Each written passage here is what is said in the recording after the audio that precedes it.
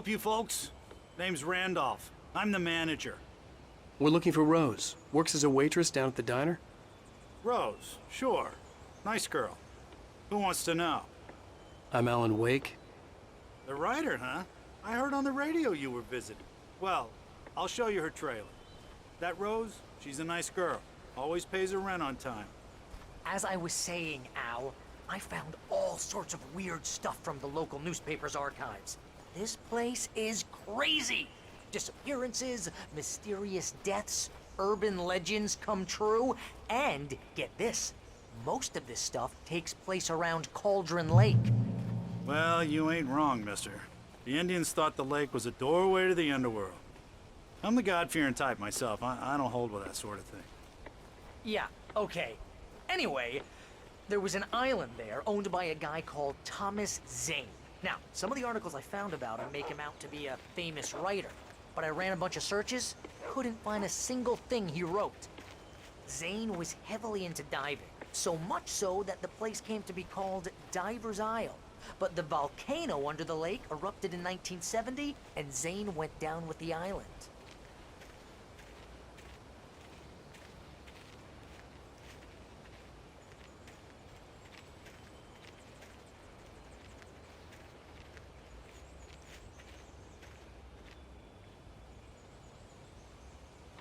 It gets better. A local girl, Barbara Jagger, drowned in Cauldron Lake just a week earlier. They were lovers. Sure, Jagger's a local spook story. The Scratching Hag. Comes for you in the dark. Childish stuff like that.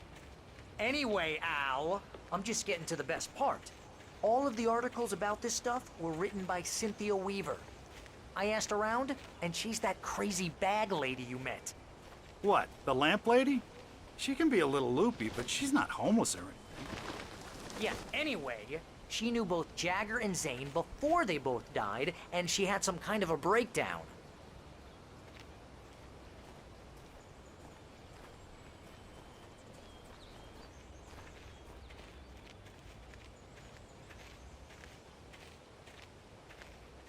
Well, mister, this here's Rose's trailer.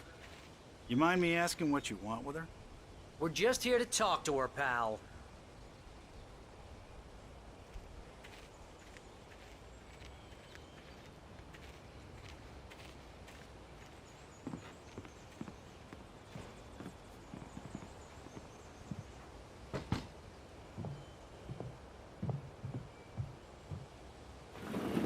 Welcome to... Oh dear, Mr. Wake. I'm so glad you're here. Rose, you have my manuscript? Oh. Oh yes. Yes. Please, come in. Hey, this is really good. Rose, Yes, my manuscript. I really need it. I understand. I know what you need. A muse to inspire you. Oh, for Barry.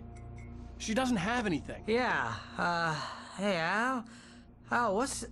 Oh... Barry! What? What?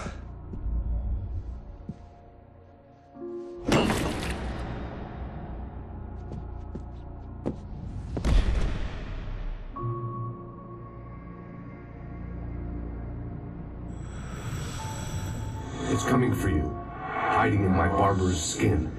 I'm too weak to stop it. You must turn the lights on. I promised I'd come visit you and your lovely wife. You must finish what you started. I insist. You must turn the lights on. Turn the light on. Back to work, boy.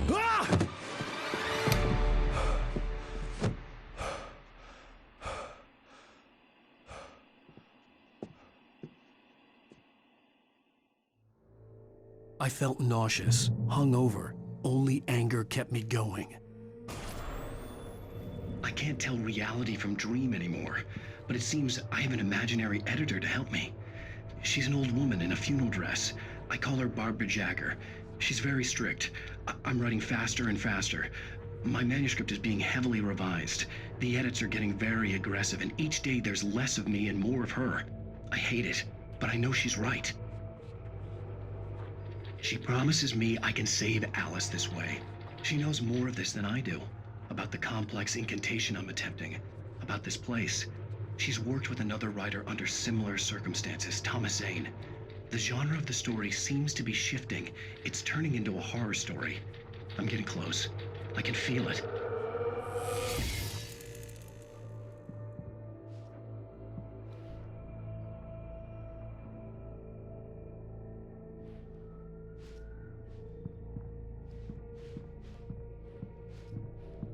Rose took a day from me. I had less than 12 hours left to meet the kidnapper.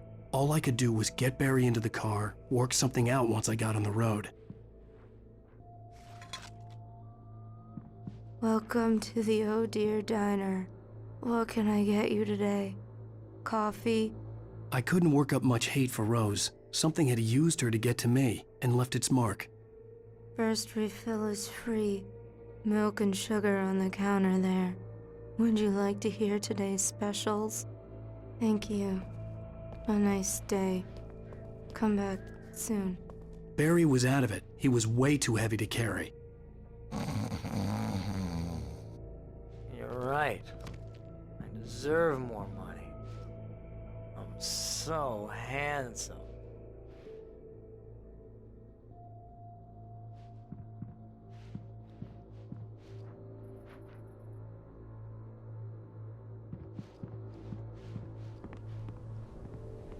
My gun and flashlight were gone.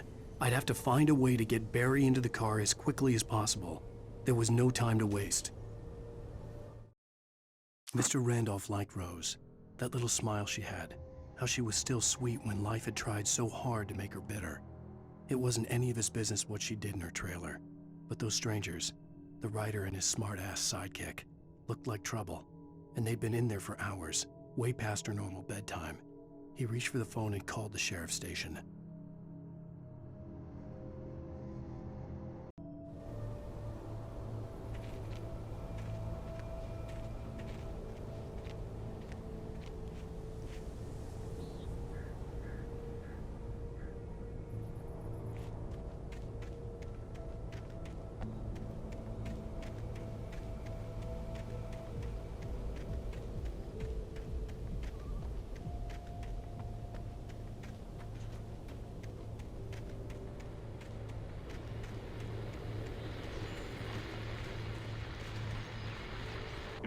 I just stepped outside to catch a breath of fresh air, and let me tell you, the weather's getting heavy.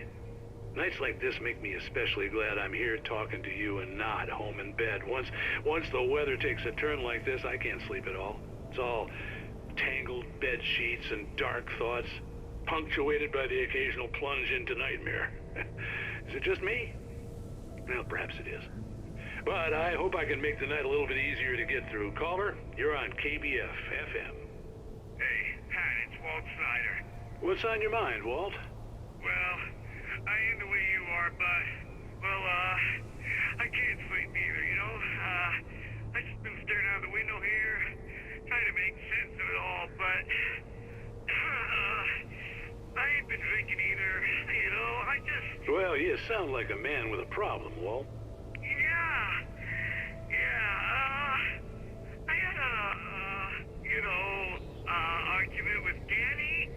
You know Danny, and, then I got in trouble with the law, you know, and, I'm just, well... I heard something like that, Walt.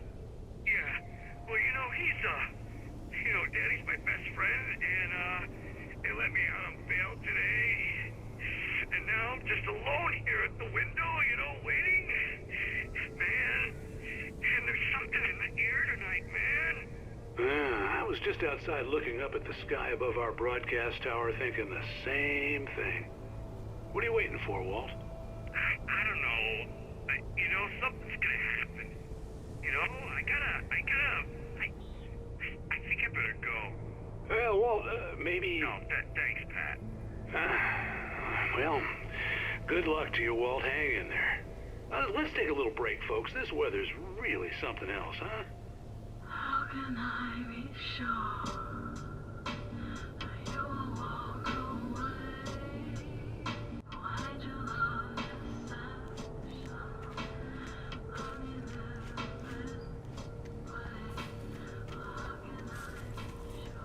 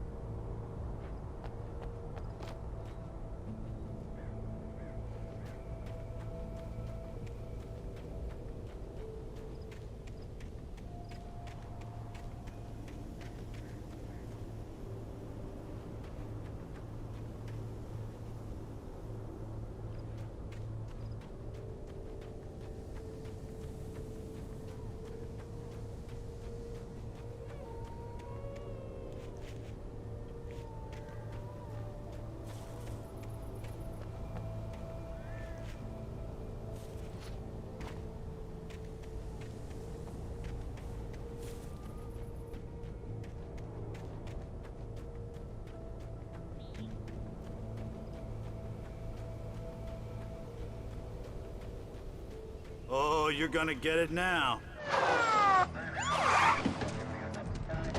God knows what you've done to that poor girl. This is Agent Nightingale, FBI! Get him up, Hemingway! You're under arrest! You move a muscle, I'll unload right in your goddamn face! Stay right where you are, Spillane!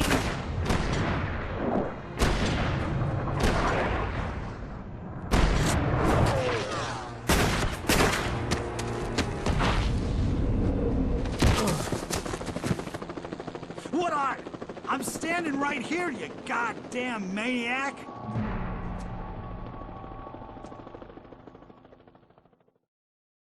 I hated to leave Barry behind, but there was no way I'd miss my appointment with the kidnapper. Give it up, Mr. Wake! Come on! Make it easy! Get after it! Don't let him get away! Move it! Move it! Move it! I'll have you shot when you let him get away!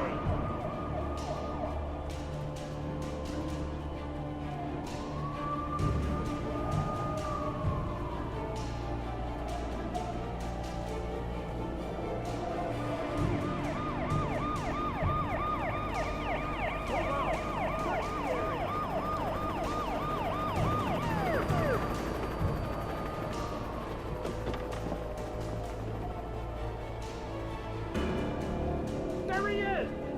Freeze!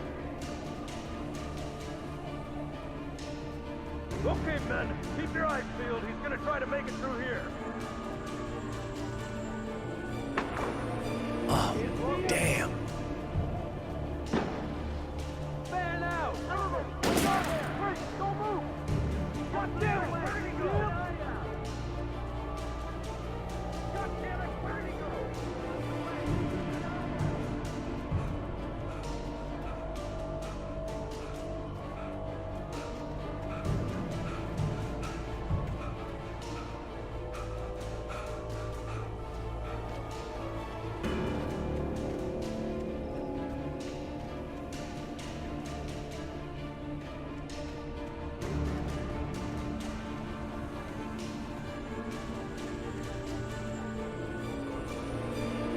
He's gone! Come on, guys! We need to head him off! For decades, the darkness that wore Barbara Jagger's skin slept fitfully in the dark place that was its home and prison. It was hungry and in pain. It dreamed of its nights of glory when the poet's writing had called it from the depths and given it a brief, terrible taste of power and freedom. The rock stars had stirred it from the deep sleep the poet had sunk it back to in the end. When it sensed the writer on the ferry, it opened its eyes.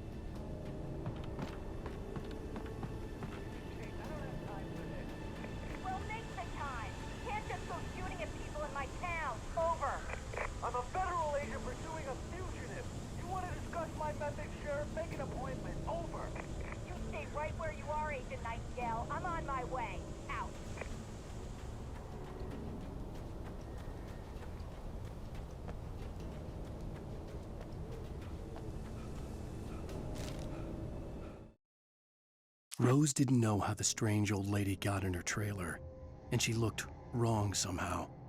The woman showed her teeth in an approximation of a smile and traced a finger down Rose's cheek. "Pretty girl," she said. Rose felt as if she was falling asleep, but her knees didn't buckle. The crone spoke in a whisper, her words ice cold and dark in Rose's ear.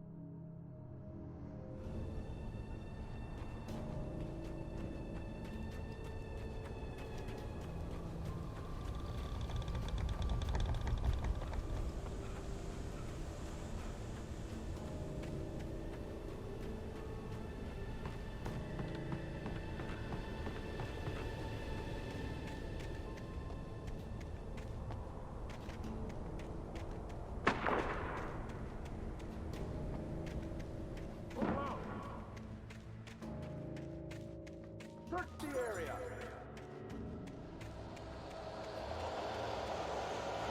Stay sharp. This way. Over here.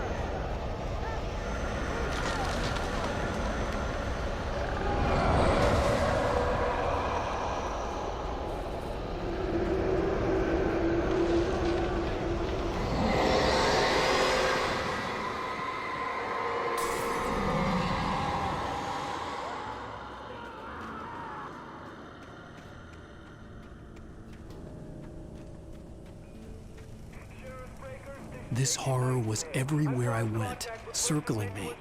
The cops didn't stand a chance. They were after a writer, not a monster. Took out my deputies? Are you kidding? I mean, have you seen this guy? He wears a tweed jacket. Over.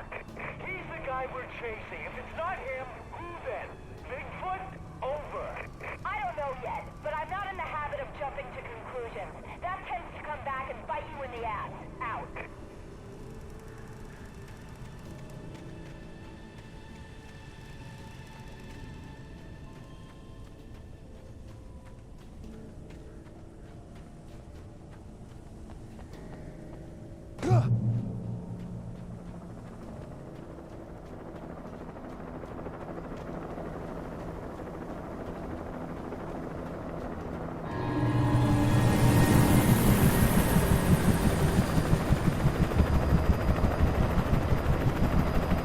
You on the ground. Hold it right there. There's nowhere to run. Freeze!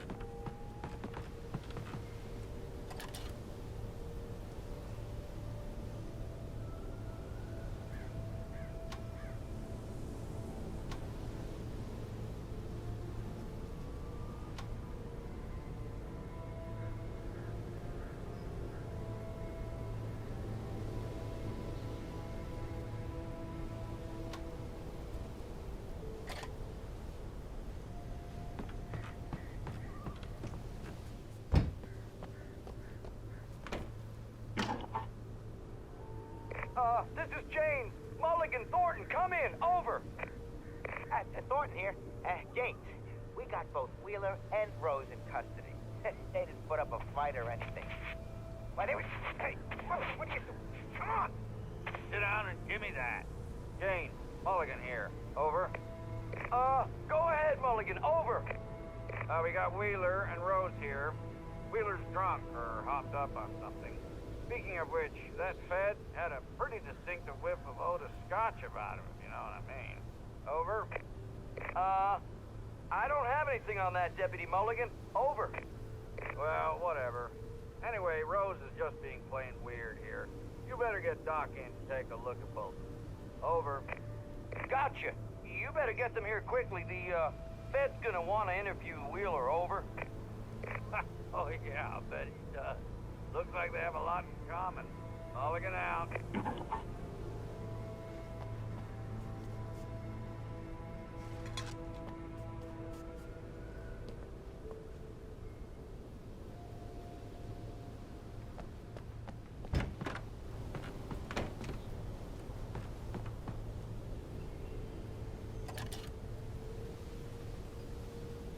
I could see the lights of the radio station in the distance.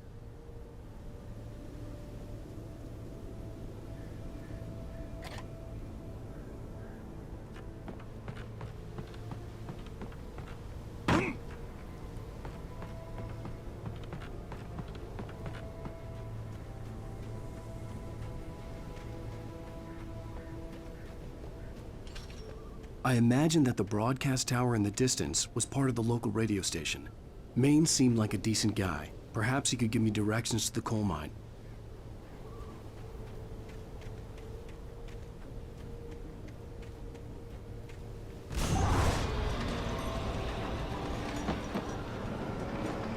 Unnatural shadows clung to the gate.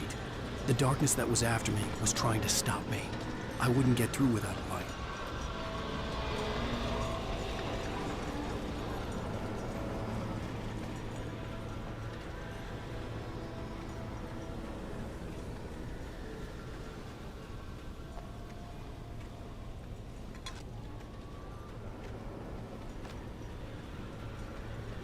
There was no power to the searchlight.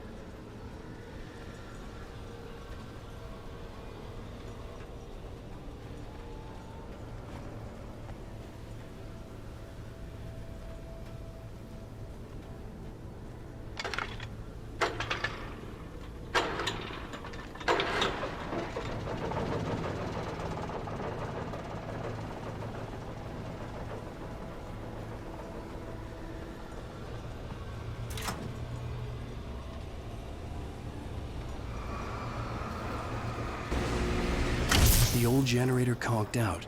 I'd have to see if I could fix it and try again.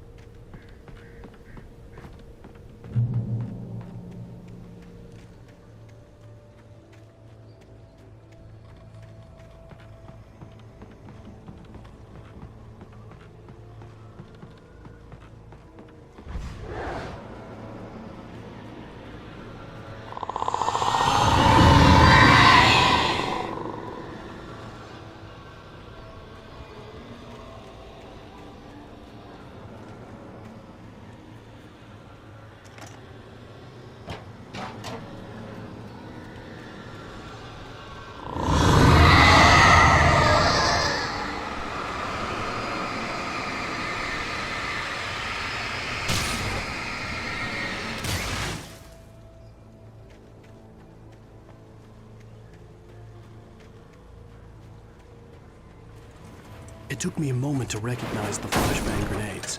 They were an ideal weapon for my situation. Do you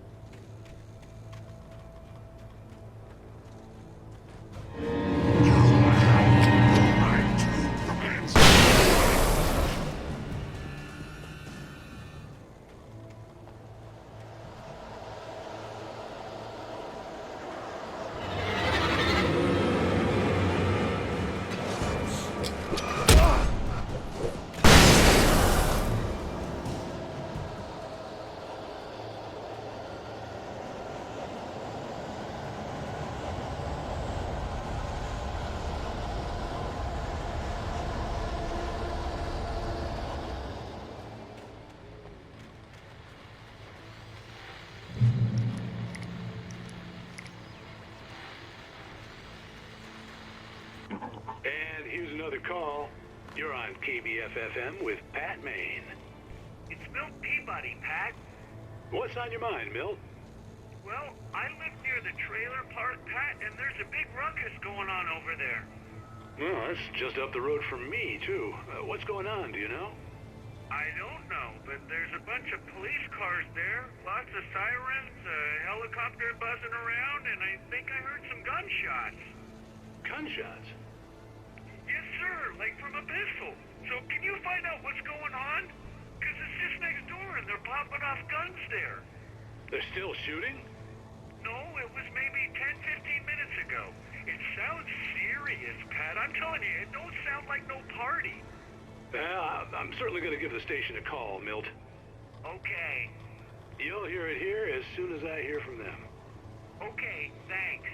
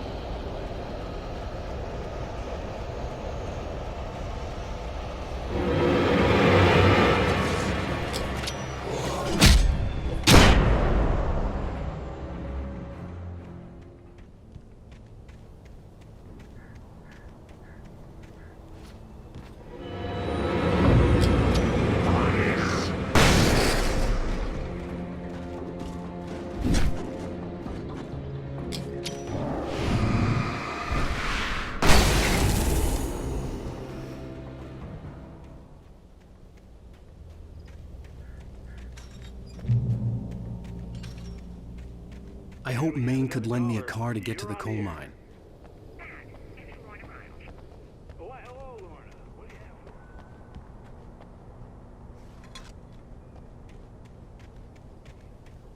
It's a trailer park. Of course you're going to have trouble in a place like that. I mean, what do you expect?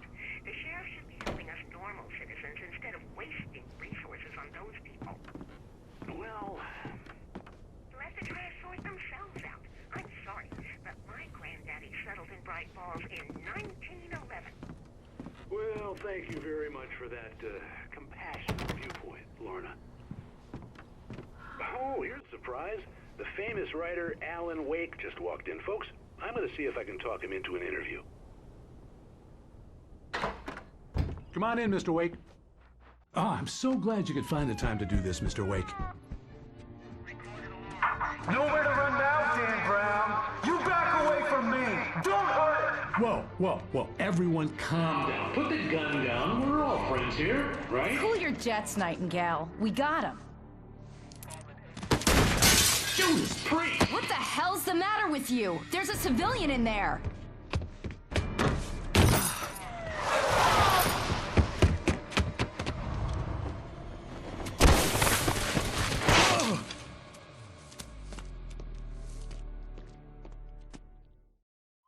I'll get you yet, even if it kills me. You hear me?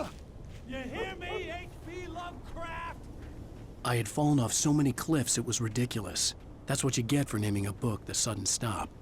It was probably good I hadn't had the chance to tell Maine where I was going. I'd have to lose the cops and find my own way to the mine.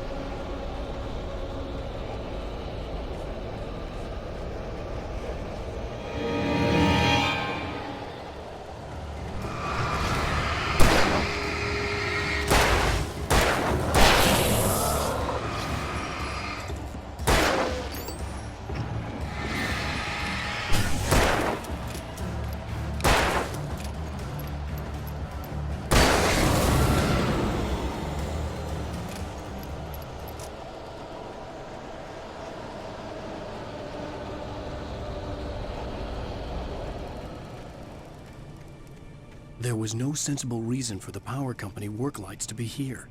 It was almost as if they'd been left for someone like me to use.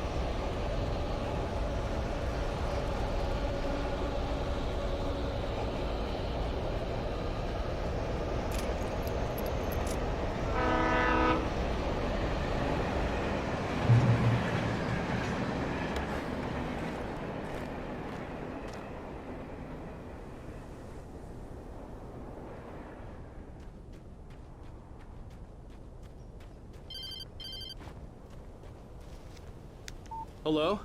The most stubborn man I've ever met. Alice? Alice? Alan. Alan. I'm so afraid. Keeps me in the dark. Please help me. I look at you, Alan, and it's not you. Something else. Looking out from behind your eyes. Alice, I'm here. I'm so alone here. It's all gonna go to hell. You need to be careful. Cooperate. The connection had been terrible, but that wasn't the only thing that hadn't been right with the call. She sounded wrong somehow, but she had called me. The pipe wrenched itself loose from the bridge's steel framework. Wrapped in darkness, it floated in midair, twitching. For a moment, I didn't understand what I was looking at. The heavy object lurched at me with impossible force. I threw myself out of the way, but just barely. When I turned my flashlight on it, it shook in a dark rage before it flew at me again.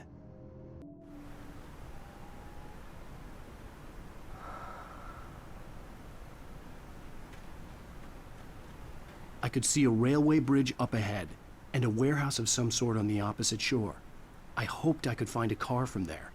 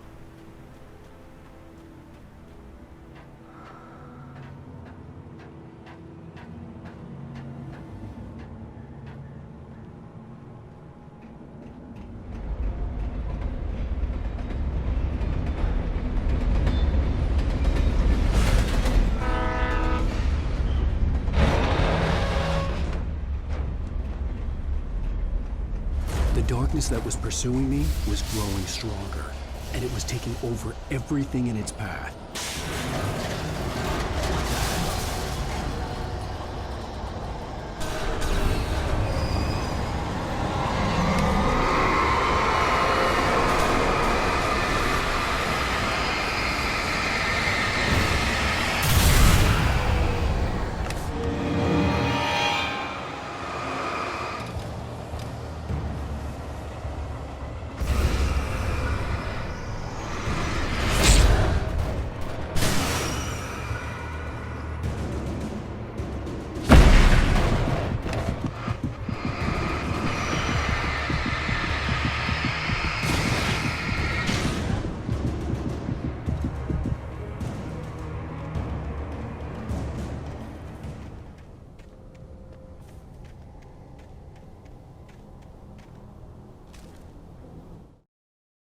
I slammed the door shut right in his smug face.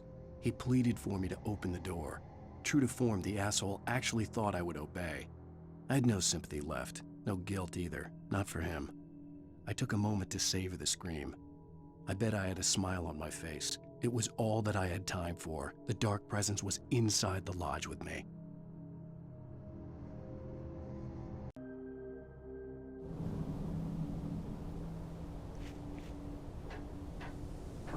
As a teenager, just starting to get interested in writing, Stephen King had been a source of inspiration to me. I thought about all the inanimate objects that had come to life in his books. No one is safe in a good horror story, certainly not the protagonist. That's what makes them fun. This was anything but. The darkness could possess anything, and it was getting closer.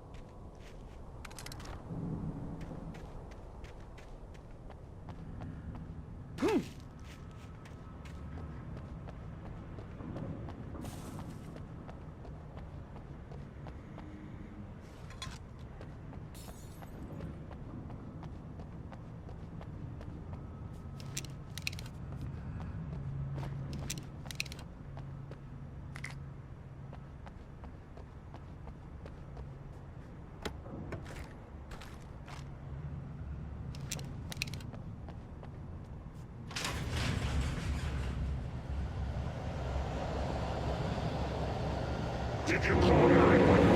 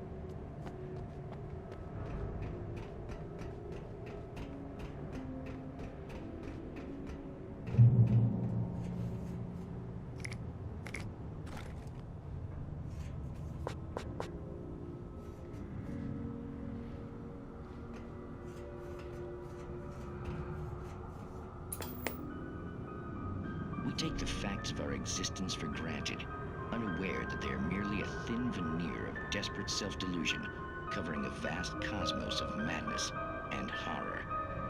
All too often, the stars are right. In Night Springs. Tonight's episode, A Family Occasion. Journalist Alvin Derleth's trip to study the local customs of an insular community in Night Springs has been less than successful. Until tonight. Well, I'm glad you changed your minds about this. Ancient customs, local mythology. My editor loves this kind of stuff. Well, Mr. Derleth, we don't want to feel like we're on exhibition. But you have demonstrated the seriousness of your intent. Oh, I am serious. Really, just do your thing. I'll stay out of your way and observe. Actually, I thought you could assist us. I'm afraid we are a man short. It would provide you with an intimate perspective. Could I really? Of course, Mr. Derleth. Well, I guess that's the least What would I have to do? Oh, here. Let me show you with a kiss.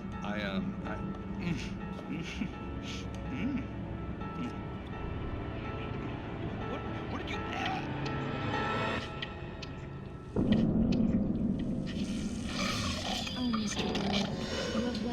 is Nixie Perka, the dweller in flesh. Your body shall host his 1,000 young, and all shall be glory.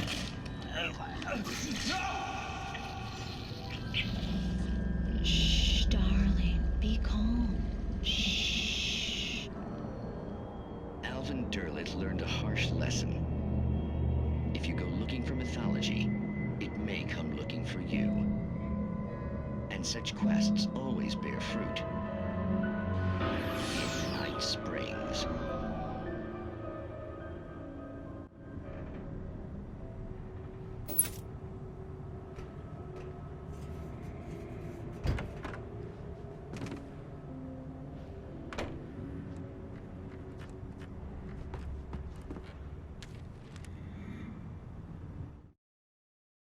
The darkness surged towards me, sucking everything loose from the ground into its depths, tugging at my clothes.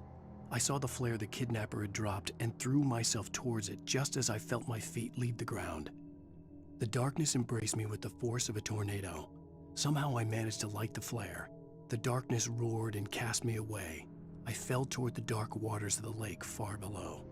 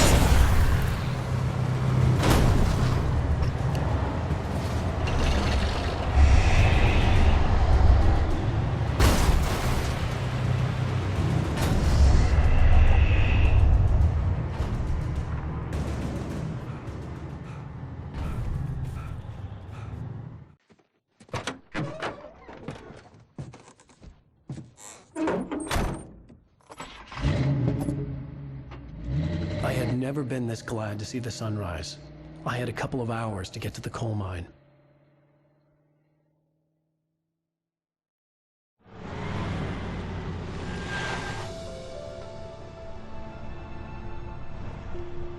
The coal mine wasn't far now.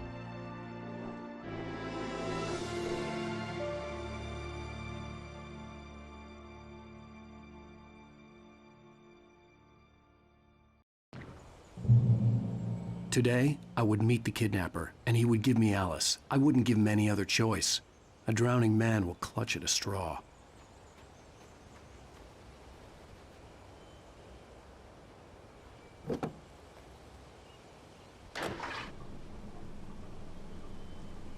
Little by little, without realizing it, I'd come to believe that the story in the manuscript was coming true. The current of its narrative had taken me deeper and deeper into dark waters. Alice had been taken from me. Barry was probably in jail. I was a fugitive from the FBI. The whole world taken over by the Dark Presence was trying to destroy me. It all felt real, but it matched a textbook case of insanity.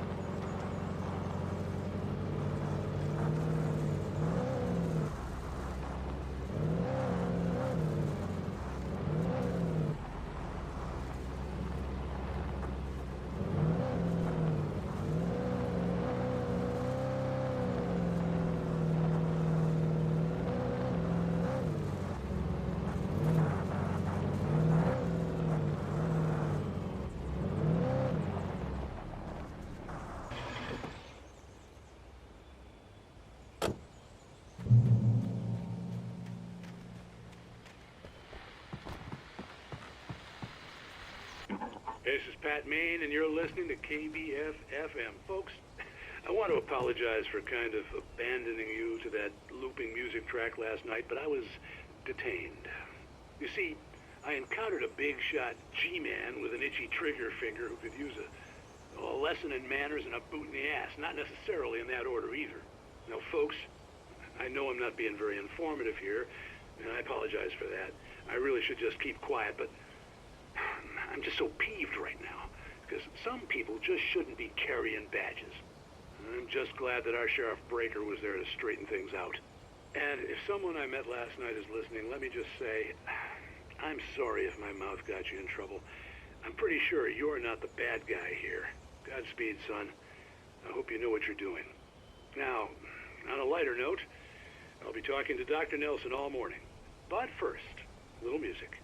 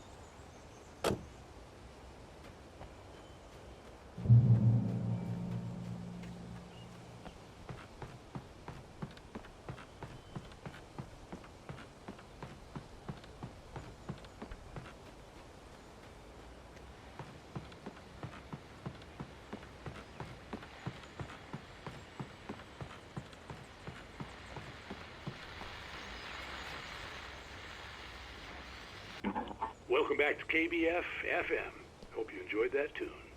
Now, Doc, you were talking about life and finding that special someone, that soulmate. Well, you were talking about that. I was saying I don't buy it. Well, see, to me, that's strange, because I always pegged you as a hopeless romantic. You got me there, Pat.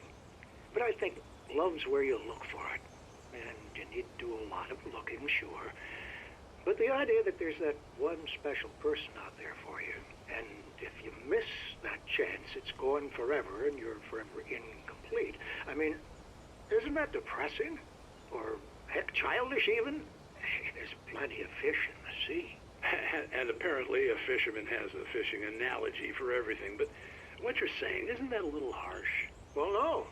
What I am saying is that your potential for finding that connection isn't limited to what's essentially a chance encounter.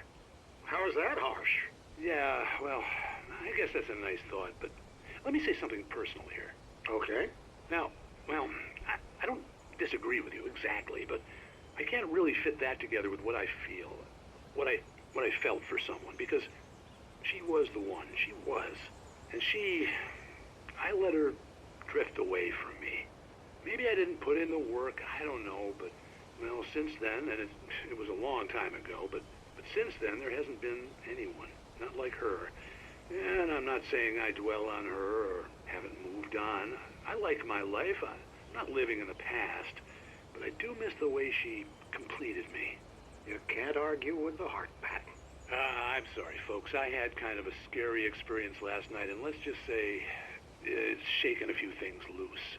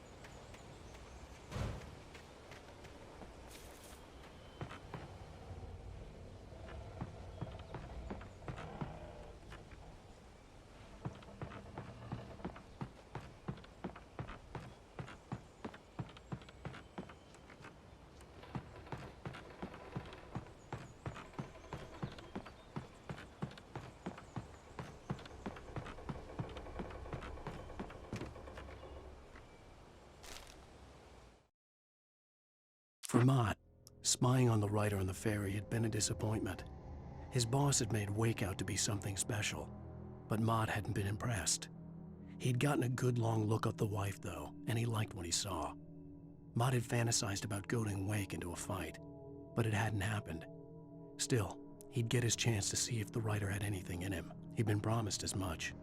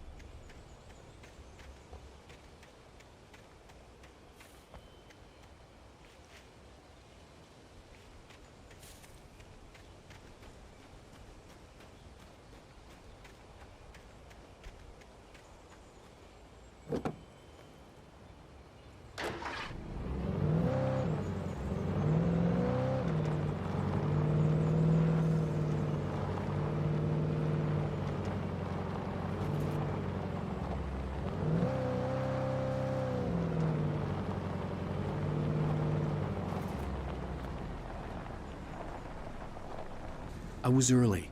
I was supposed to meet the kidnapper at noon in the main building. The coal mine was quiet. It was a museum now.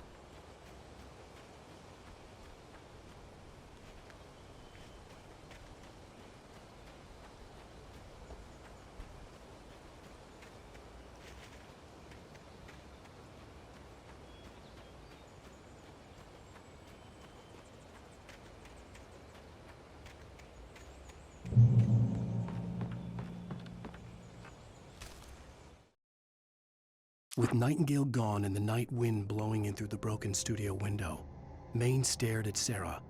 The sheriff looked away. Maine's voice shook with barely controlled anger. That boy's doing more drinking than thinking. I hope you know what you're doing, Sarah. He's got a sickness in his eyes. You take my word for it. He wants Wake for a reason, and it's not for anything good.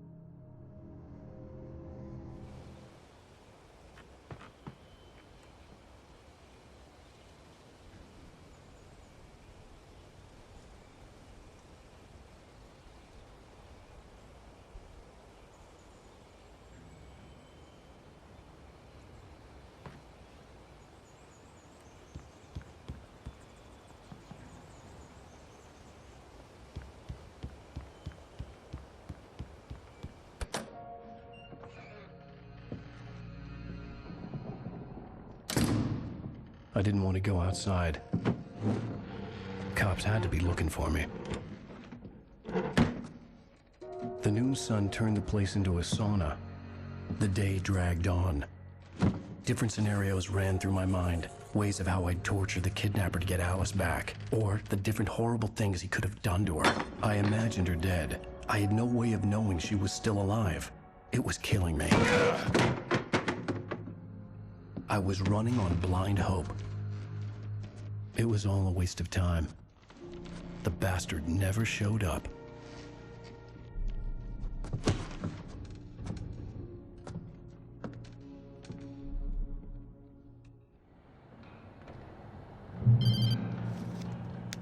Wake! Where the hell are you? Change of plans. You know where Mirror Peak is? It's a big mountain north of where you are. You follow the path from the mine, you can't miss it. There's a lookout point there. I'll be waiting. I'm through being jerked around by you. You want to see your wife alive? Because if you do, you better watch what you say to me. Do we understand each other? I want to talk to Alice. Yeah, and I want the manuscript. Don't keep me waiting, Wake. Hello? Hello? Ah! I'm gonna kill him! I had to get to Mirror Peak.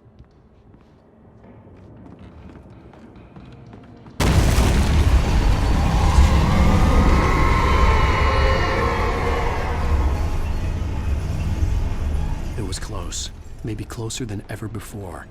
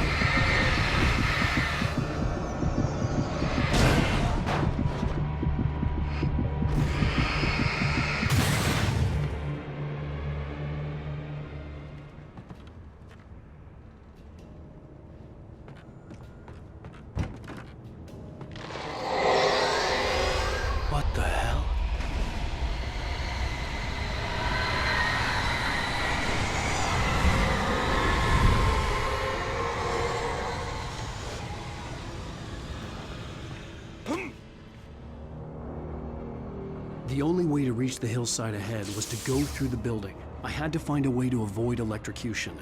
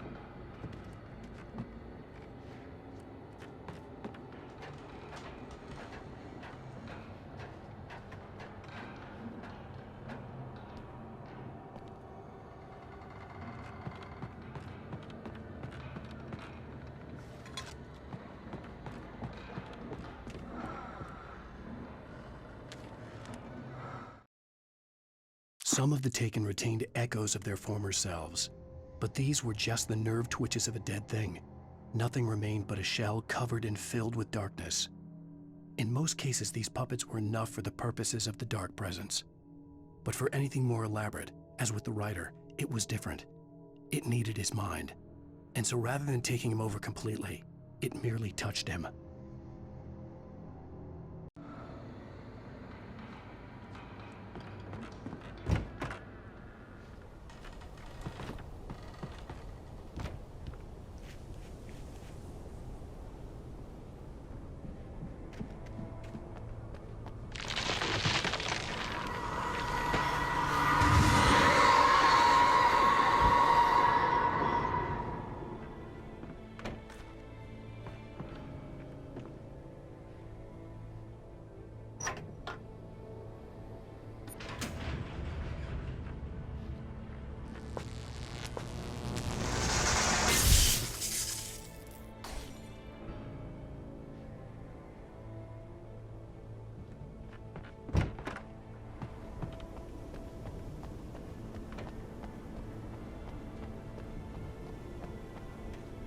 There was no way the flashbang grenades were Standard Power Company equipment.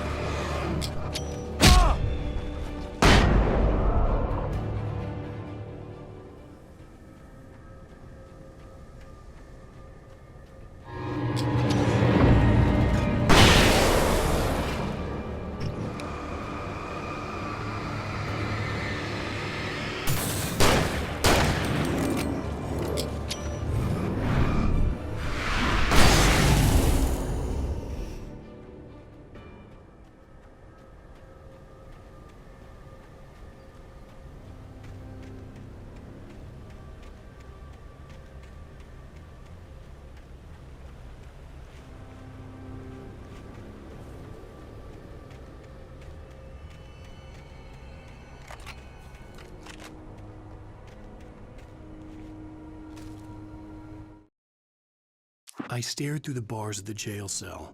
Barry stood behind me, swaying on his feet, looking as ill as I felt.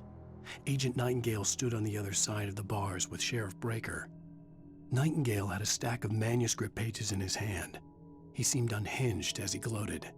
"Well, I've got you now, Raymond Chandler. It's all here, all the evidence, including conspiracy to murder a federal agent."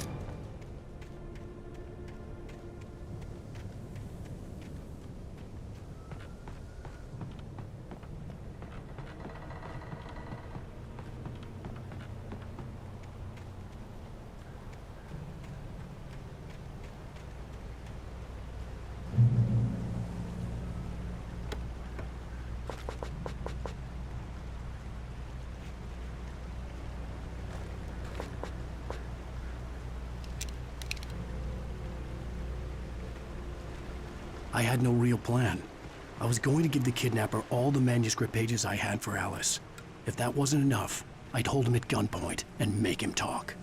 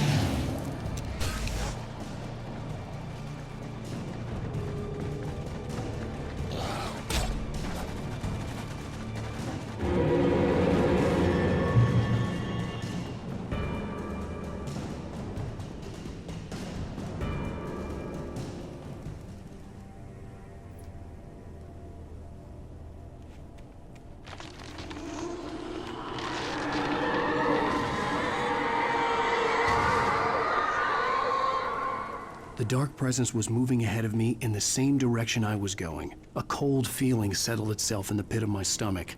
Was it going for Alice?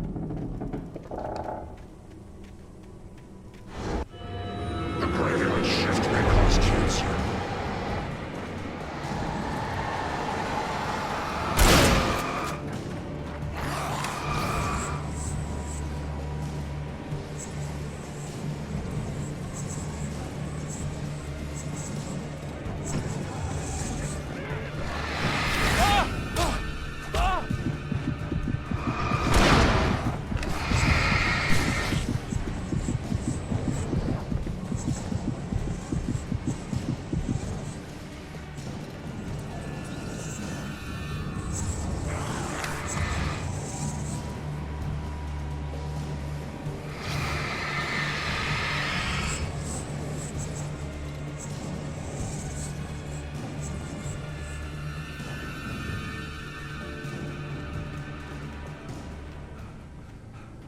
The place was dead, a ghost town.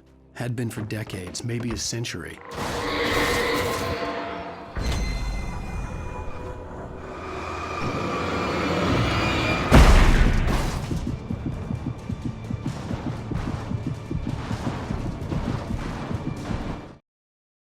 Things were never as simple in real life as in fiction.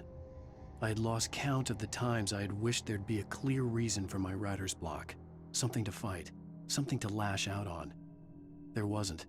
I was filled with doubt. I was nothing like the hero in my books.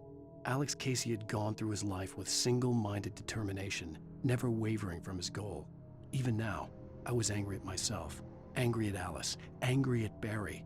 I was fumbling and I had no plan.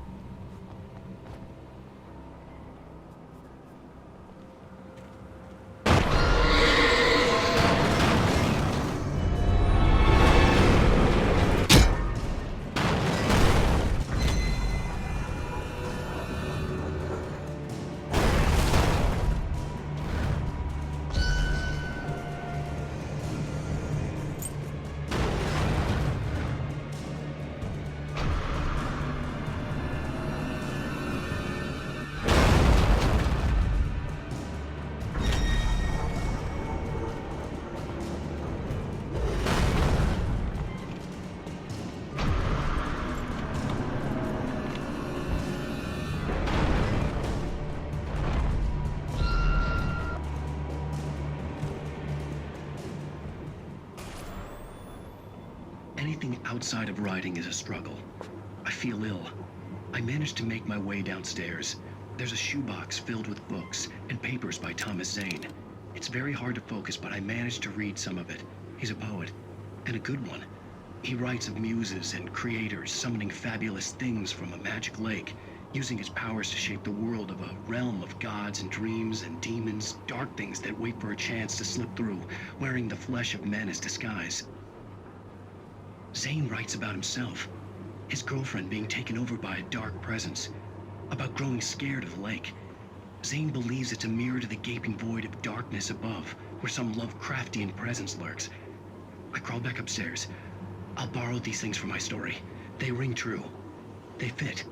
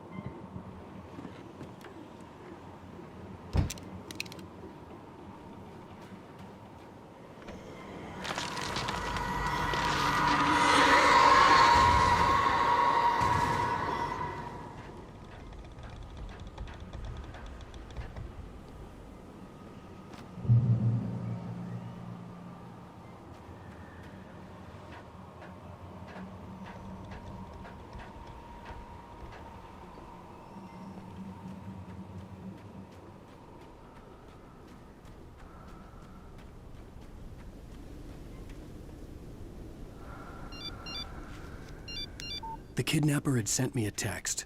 The message was full of spelling errors and insults. It was telling me to hurry up.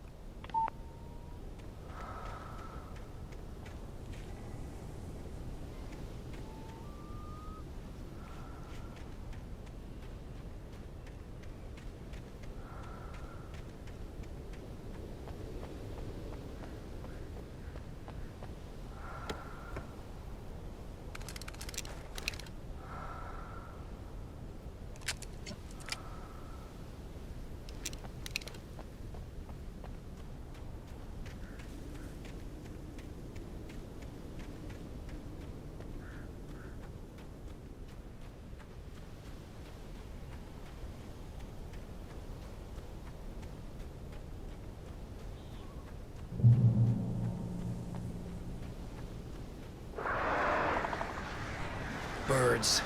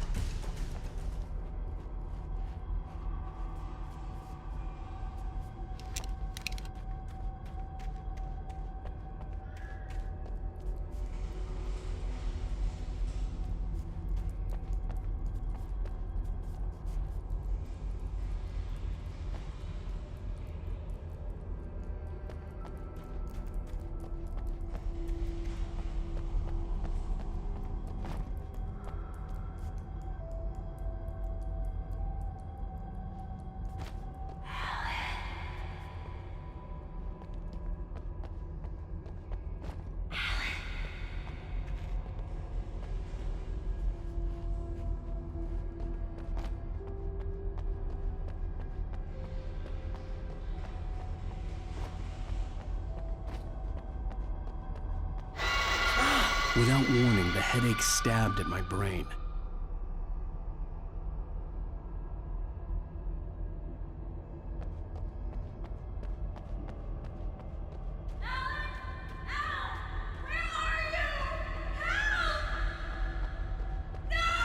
Alice?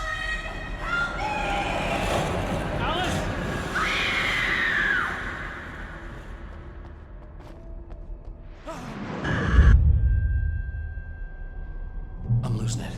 I gotta get out of here.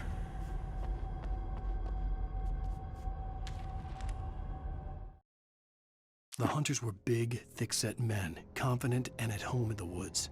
They were feeling good, running on beer, ghost stories, and camaraderie late into the night.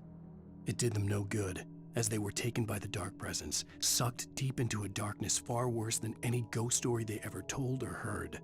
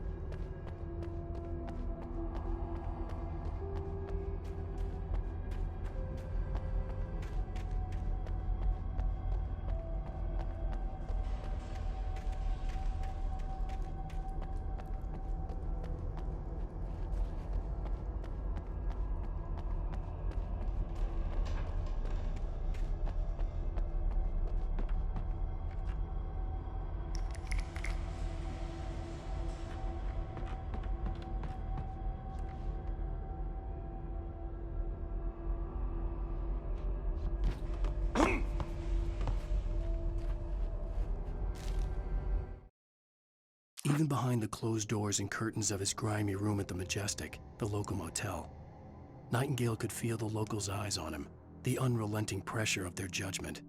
He forced it out of his mind. For all he knew, they could all be under Wake's spell already. You do what you have to do to get the job done. He took comfort from the bottle in his hand. Please, he thought, just let me get through this.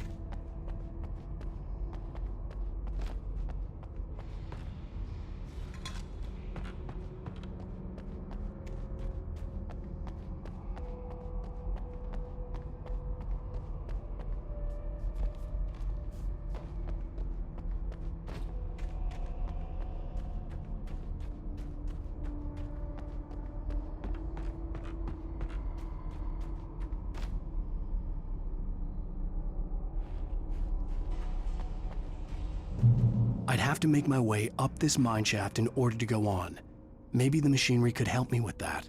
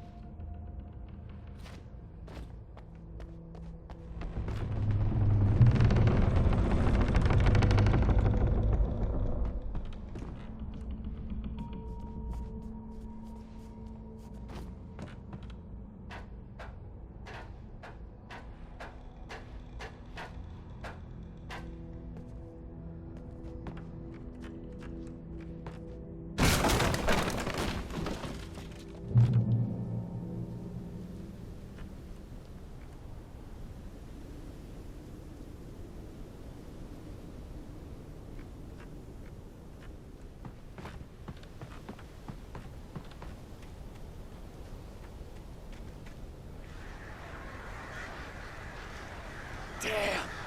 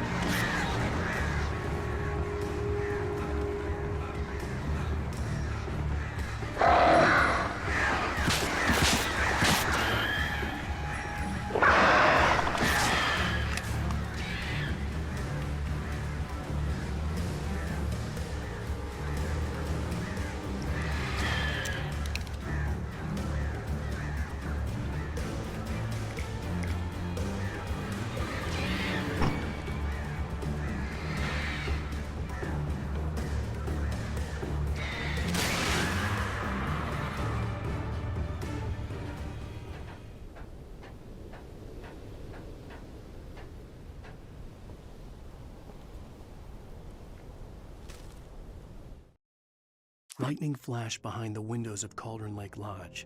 Tor Anderson laughed and held the steel hammer above his head.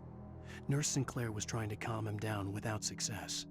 Tor grinned madly and shouted, "My hammer's up. Here's a friendly poke from Molnir, wench." He brought the hammer down with all his might on Sinclair's head. "We're on a comeback tour, baby."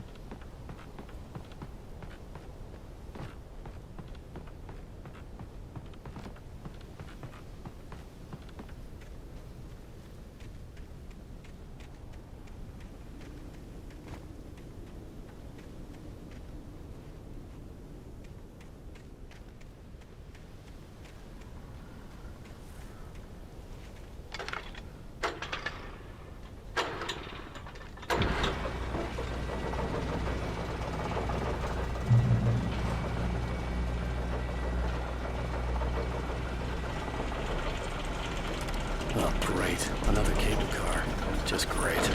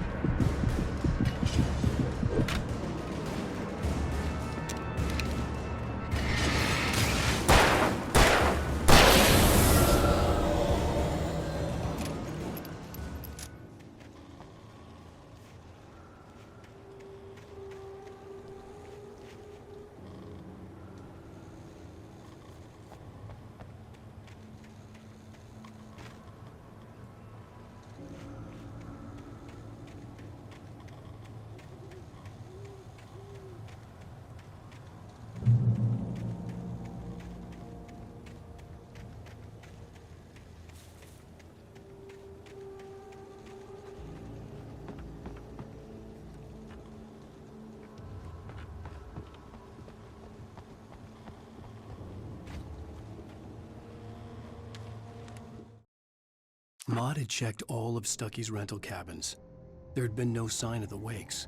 It was dark when he'd found their car parked at the end of the road by Cauldron Lake. It made no sense. They must have taken a wrong turn, but there was no sign of them, and the car had been there for hours already.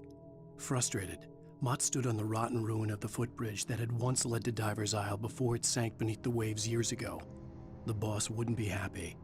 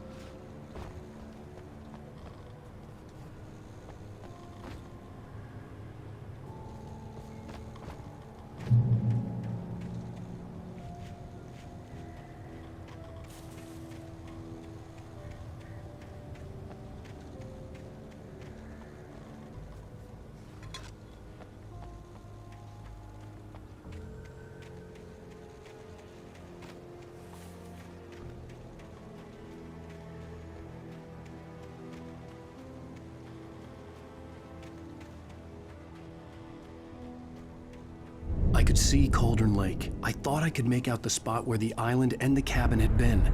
There was a light near it. It had to be a boat.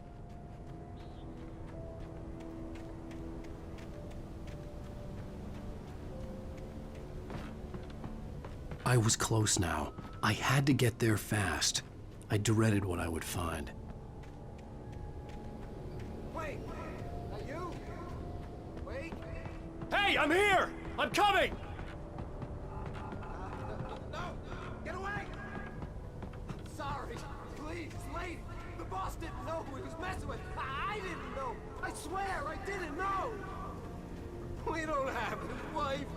We don't know where she is. She's probably drowned. We just...